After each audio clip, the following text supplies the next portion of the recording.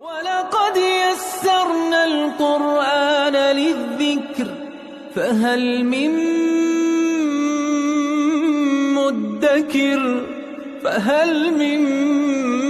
مُّدَّكِرٍ اعوذ باللہ من الشیطان الرجیم بسم اللہ الرحمن الرحیم الحمد للہ رب العالمین وصلی اللہ علی سیدنا و نبینا ابی القاسم المصطفى محمد وعلى آلہ الطیبین الطاہرین المعصومین اما بعد اعوذ باللہ من الشیطان الرجیم بسم اللہ الرحمن الرحیم وقالوا كونوا هودا أو نصارى تهتدوا قل بل ملة إبراهيم حنيفا وما كان من المشركين صدق اللہ العلی العظیم۔ اس آیت میں آیت نمبر 135 میں ان کا ایک اور باطل عقیدہ، خرافی عقیدہ، جس کو قرآن کریم نے قبول نہیں کیا، اس کو رد کیا ہے، اس کا پہلے بھی اشارہ موجود تھا۔ یہاں بڑے واضح انداز میں دوبارہ اس کا ذکر ہے کہ یہودی کہتے تھے ہدایت پانے کے لیے یہودی ہونا ضروری ہے، اگر تم یہودی بنو گے، یہودیت کو قبول کرو گے تو تم ہدایت یافتہ ہو۔ اور نصارہ، حضرت عیسیٰ کے پیروکار، وہ کہتے تھے ہدایت پانے کے لیے، ہدایت یافتہ ہونے کے لیے عیسائی ہونا، نصرانی ہونا ضروری ہے۔ تو قرآن کریم نے دونوں کے عقیدے کو رد کیا، فرمایا وَقَالُوا كُونُوا هُودًا أَوْ نَصَارَىٰ تَهْتَدُوا، اور وہ کہتے ہیں کہ تم ہو جاؤ، کونو تم ہو جاؤ، ہودن یہودی، اور نصارہ یا نصرانی، تہتدو تاکہ تم ہدایت یافتہ ہو جاؤ۔ دیکھیں اس قالو، اس میں دونوں گروہ شامل ہیں، کیونکہ آگے تفصیل میں فرمایا ہودن اور نصارہ، تو قالو کا جو فاعل ہے وہ دونوں گروہ ہیں۔ یہودی کہتے تھے یہودی بنو تو کامیاب ہوگے، اور عیسائی کہتے تھے اگر عیسائی اور نصرانی بنو تب تم ہدایت یافتہ ہوگے۔ قرآن نے جواب کیا دیا ہے؟ قل بل ملت ابراہیم حنیفا، کہہ دیجئے، رسول اللہ کو مخاطب قرار دیتے ہوئے فرمایا بل ملت ابراہیم حنیفا، ہدایت یافتہ ہونے کے لیے، کامیاب ہونے کے لیے یہودی اور عیسائی ہونا ضروری نہیں ہے، اس کی ضرورت نہیں ہے۔ کون سا مشرب، کون سا مسلک اپنائیں تو ہم ہدایت یافتہ ہیں؟ فرمایا قل بل ملت ابراہیم حنیفا، بلکہ پیروی کرنی پڑے گی ملت ابراہیم کی، حضرت ابراہیم کے مشرب کی، حضرت ابراہیم کے مسلک کی، ان کے طریقہ کی پیروی کرنی پڑے گی۔ حنیفہ، جو کہ حنیف تھے، وہ حق گراں تھے، وہ توحید کی طرف اپنا رخ موڑے ہوئے تھے،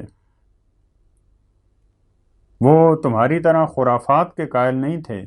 وہ تمہاری طرح باطل کی طرف اپنا رخ نہیں کیے ہوئے تھے، ان کا رخ حق کی طرف تھا، خدا کی طرف تھا، توحید کی طرف تھا۔ اب یہاں ایک سوال ذہن میں آ سکتا ہے کہ جب یہودیت اور عیسائیت کو باطل قرار دیا قرآن کریم نے، تو یہ کیوں نہیں فرمایا کہ وہ دونوں غلط ہیں اور اسلام ٹھیک ہے،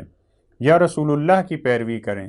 حق تو یہ تھا کہ کہا جائے کہ یہودیت، نصرانیت وہ ٹھیک نہیں ہے،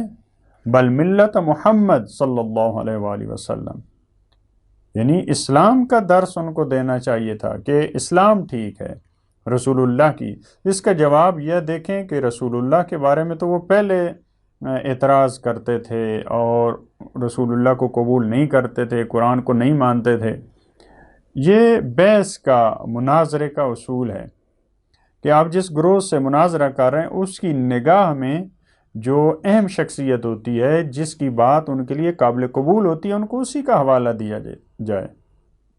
تو ان کے نظریے کو باطل کرنے کے بعد، ان کے عقیدے کو غلط جاننے کے بعد قرآن کریم نے کیونکہ ان کی نگاہ میں حضرت ابراہیم کا بڑا مقام ہے تو کہا کہ آپ ملت ابراہیم کی پیروی کریں، آپ یہودیت کو چھوڑیں، عیسائیت کو چھوڑیں، حضرت ابراہیم کو تو مانتے ہیں آپ، تو حضرت ابراہیم کی آپ پیروی کریں۔ ان کا جو دین تھا وہ دین حنیف تھا، کیونکہ اس میں کجی نہیں تھی، اس میں انحراف نہیں تھا، اس میں خرافات نہیں تھیں۔ حضرت ابراہیم حنیف تھے۔ وَمَا كَانَ مِنَ الْمُشْرِكِينَ، اور حضرت ابراہیم مشرکین میں سے نہیں تھے۔ تمہارے عقیدے میں شرک ہے۔ قُولُوا آمَنَّا، اب نجات پانے کے لیے اور تمہیں کیا کرنا ہے؟ قُولُوا، اب یہ متوجہ کرنے کے لیے مسلمانوں کی طرف سے ان کو، یہود و نصارہ کو یہ کہا جا رہا ہے، قولو، تم کہہ دو اے مسلمانوں، ان سے کہو آمنا باللہ، ہم تو اللہ پہ ایمان لائے، وما انزل الینا، اور جو ہماری طرف نازل کیا گیا ہم اس پہ بھی ایمان لائے، یعنی ہم قرآن پہ ایمان لائے ہیں۔ اب مسلمانوں کو کہا جا رہا ہے، پہلے رسول اللہ کو فرمایا کہ آپ ان سے کہیں، اب پورے مسلمانوں کو مخاطب قرار دیتے ہوئے فرمایا کہ آپ ان سے کہیں ہم اللہ پہ ایمان لائے ہیں،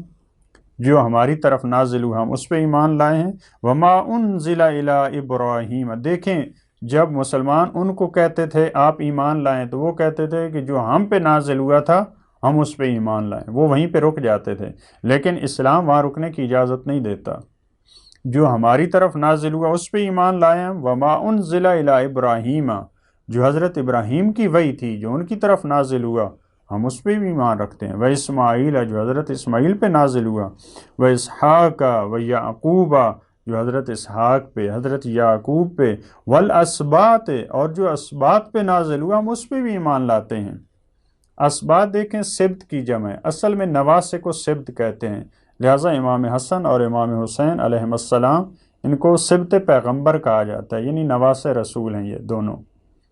تو حضرت یعقوب کی جو اولاد تھی ان کو بھی اسباط کہا جاتا ہے، یعنی ان قبیلوں میں 12 قبیلوں میں جو انبیاء آئے ہیں ان پہ جو نازل ہوا، ان کی طرف جو احکام آئے ہم ان پہ بھی ایمان لاتے ہیں۔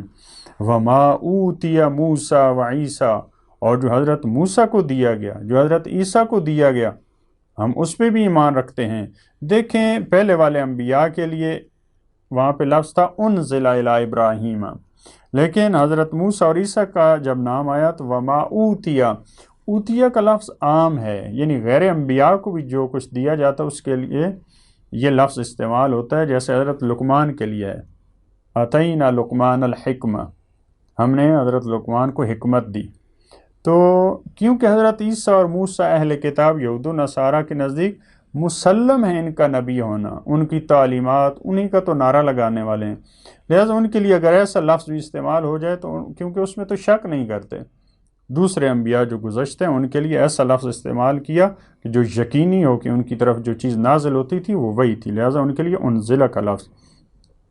وما اوتی النبیون من ربہم، اور جو تمام انبیاء کو، ایک عمومی اعلان ہے، جو تمام انبیاء کو اپنے رب کی طرف سے جو دیا گیا ہم اس پہ ایمان لاتے ہیں۔ لا نفرق بین احد منہم، ہم تفریق کے قائل نہیں ہیں ان میں سے کسی ایک کے درمیان بھی، یعنی یہ بھی پیغام ہے یہود و نصارہ کے لیے، تم تفریق کے قائل ہو، تم بعض انبیاء کو مانتے ہو بعض کو نہیں مانتے، لیکن مسلمانوں کا نعرہ کیا ہے؟ لا نفرق بین احد منہم، البتہ دوسری طرف ہم انبیاء کے ایک دوسری پہ برتری کے قائل ہیں،